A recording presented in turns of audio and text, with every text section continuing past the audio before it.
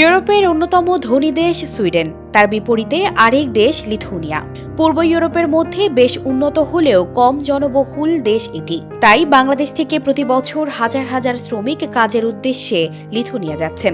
দেশটিতে কাজের ভিসায় অনেক সুবিধা থাকায় বর্তমান সময়ে অনেক বাংলাদেশির কাছে বেশ জনপ্রিয় হয়ে উঠেছে এই দেশে ওয়ার্কার ভিসা।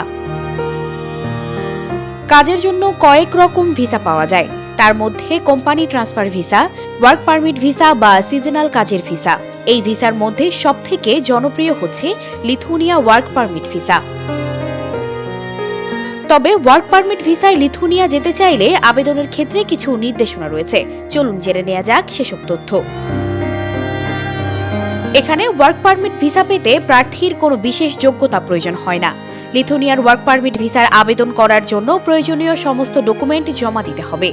এই আবেদন অনলাইন অথবা কোনো দূতাবাসের মাধ্যমেও জমা দেওয়া যাবে। প্রার্থীর নিয়োগদাতা আবেদনকারীর কাজের নিশ্চিতকরণ পত্র সরবরাহ করতে পারেন। লিথুনিয়ার সংশ্লিষ্ট প্রতিষ্ঠান প্রধান অনুমোদনের জন্য আবেদনকারীর ডকুমেন্ট যাচাই করে প্রার্থীকে ওয়ার্ক পারমিট ভিসা পেতে অনুমতি দিয়ে থাকেন। ভিসা অর্জনের শর্তাবলী প্রার্থীর কাজের ধরন এবং স্থায়িত্বের উপর নির্ভর করে।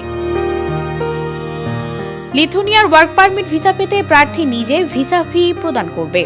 কাজ এবং ভিসার ধরন বিবেচনায় ভিসা ফি পরিবর্তন হতে পারে। তবে লিথুনিয়ার ওয়ার্ক পারমিট ভিসার মেয়াদ নির্ভর করে প্রতিষ্ঠানের চাকরির অফারের উপর। সানজিদা রহমান, প্রবাস খবর।